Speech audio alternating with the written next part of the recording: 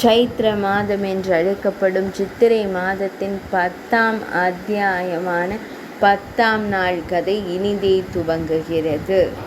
அரசர் ரோமபாதரின் அரண்மனைக்கு மகான் ரிஷிசிங்கரின் மைந்தரான கலைக்கோட்டு முனிவரை அங்கே அழைத்து வருவதற்காய் அரண்மனை பணிப்பெண்கள் ஆசிரமத்துக்கு சென்றனர். அங்கே ரிஷிசிங்க முனிவர் இல்லை. அவரது மைந்தனை அரண்மனைக்கு அழைத்து வர அவர்கள் பிரயத்தனம் கொண்டார்கள். அரசர் அந்த புரோகிதரை, உங்கள் பதிவுகள் முக்கியமாக தேடி இங்கே கொடுக்கப்பட்டுள்ளது. ஆசிரமத்திலுள்ள தபஸ்வியான ரிஷிகுமாரர் அரண்மனைக்கு அங்கே கொண்டு வரப்பட்டார். அவர்கள் அந்த பெண்கள் ரிஷி முனிவரை அரண்மனைக்கு கொண்டு வந்தனர். தனது தந்தை விபண்டக முனிவரை காணாது அந்த ரிஷிசிங்க முனிவரான கலைக்கோட்டு முனிவர் நிரம்ப தின்பண்டங்களை காணிக்கையாக அழைத்து மகான் ரிஷிசிங்க முனிவரை பெண்கள் அரண்மனைக்கு அழைத்து வந்தனர். ஆம், இவையே காணிக்கைகள், இவையே உணவிற்கான பழங்களும் கிழங்குகளும் என்று கூறி அவர்கள் சடங்குகளின்படி அவை அனைத்தையும் வழிபட்டனர்.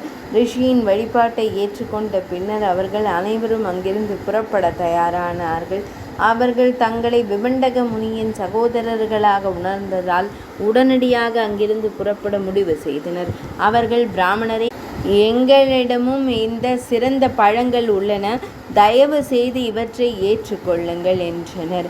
அன்றைய தினம் வரை அவர்கள் இதுபோன்ற இனிப்புகளையும் விசித்திரமான பொருட்களையும் உட்கொண்டதில்லை என்பதால் இவையும் பழங்கள்தான் என்று அவர்கள் எண்ணினார்கள்.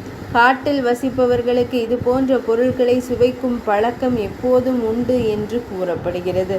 அதன் பின்னர் தங்கள் தந்தை விபண்டக முனிக்கு பயந்து அந்த பெண்கள் அந்த பிராமண சிறுவனிடம் விரதம் மற்றும் சடங்குகளை குறித்து கூறிவிட்டு அதே சாக்கில் அங்கிருந்து புறப்பட்டனர். அவர்கள் அனைவரும் சென்ற பின் சசாவ சிறுவனான பிராமண ரிஷிசிங்கன் மனதிற்குள் அமைதி இழந்து மிகுந்த துக்கத்துடன் அங்குமிங்கும் நடக்கத் தொடங்கினார். அதன் பின்னர் அடுத்த நாள் சக்தி வாய்ந்த விபண்டக குமாரரான ஸ்ரீமான் ரிஷிசிங்கன் முதல் நாள் அந்த அழகிய விலை மாதர்களை கண்ட அதே இடத்திற்கு அவர்களை மீண்டும் மீண்டும் மனதில் எண்ணிக்கொண்டே சென்றார்.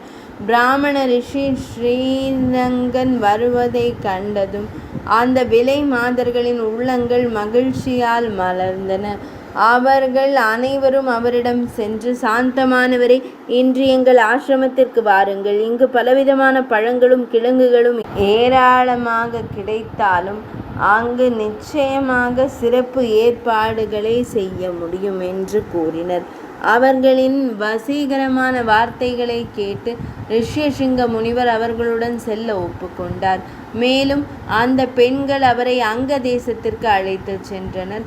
அந்த மகான் அங்க தேசத்தை அடைந்தவுடன் தேவேந்திரன் திடீரென்று மழையை பொழிய தொடங்கினான்.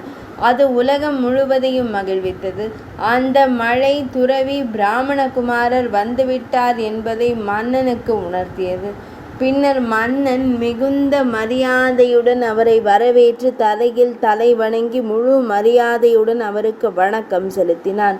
பின்னர் ஒருமுகப்பட்ட மனதுடன் அவன் ரிஷிக்கு வணக்கம் செலுத்தி பிராமணரின் தலையால் வர்த்தனம் செய்தான். ரிஷிசிங்க முனிவரிடம் தன்னை ஆசீர்வதித்து உங்கள் தந்தையின் ஆசீர்வாதங்களை தனக்கு வழங்குமாறு அவர் வேண்டினார். தன்னை வஞ்சகமாக அங்கு அழைத்து வந்த இரகசியத்தை அறிந்த பின்னர் விப்ரவ முனிவர் ரிஷிசிங்கரோ அல்லது விபண்டக முனிவரோ தன்னை சபித்துவிடக் கூடாது என்பதற்காக அவன் இவ்வாறு செய்தான்.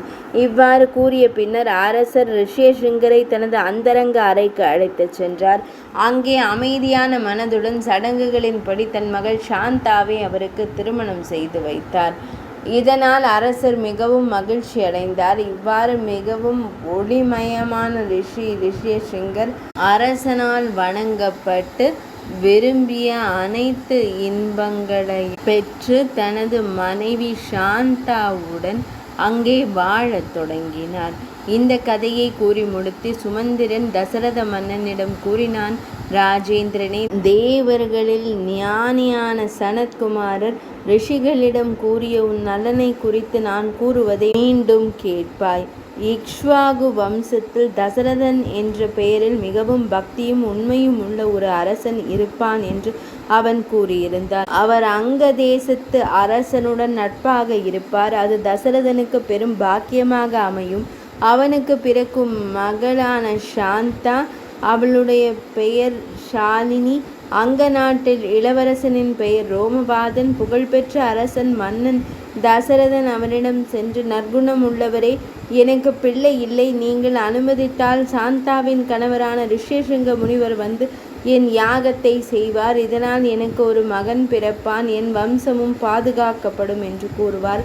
அரசனிடமிருந்து இதனை கேட்ட அரசர் ரோமபாதர் மனதார மகிழ்ந்து அதை குறித்து சிந்தித்த பின்னர் அந்த பிராமணர் சாந்தாவின் மகனை பெற்றெடுக்கும் கணவனை தன்னுடன் அனுப்புவார். ரிஷ்யசிங்கரை கண்டதும் தசரத மன்னரின் கவலைகள் அனைத்தும் நீங்கி அவர் யாகம் செய்வதில் மகிழ்ச்சி அடைவார். இப்போது நான் தங்களுக்கு ஒரு சுவாரஸ்யமான கதையினை கூறுகிறேன். தசரத மன்னனின் மகளான சாந்தா ரோமபாத மன்னனிடம் வந்ததை குறித்து நாம் அடிக்கடி கேள்விப்பட்டிருக்கிறோம்.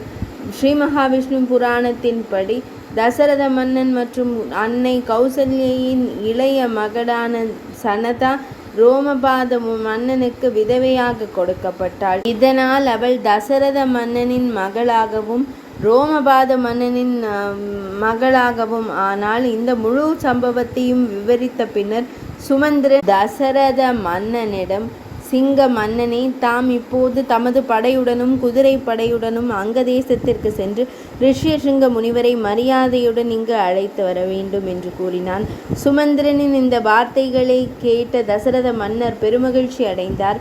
அவர் சுமந்திரரை குறித்து வசிஷ்ட முனிவரிடமும் கூறினார்.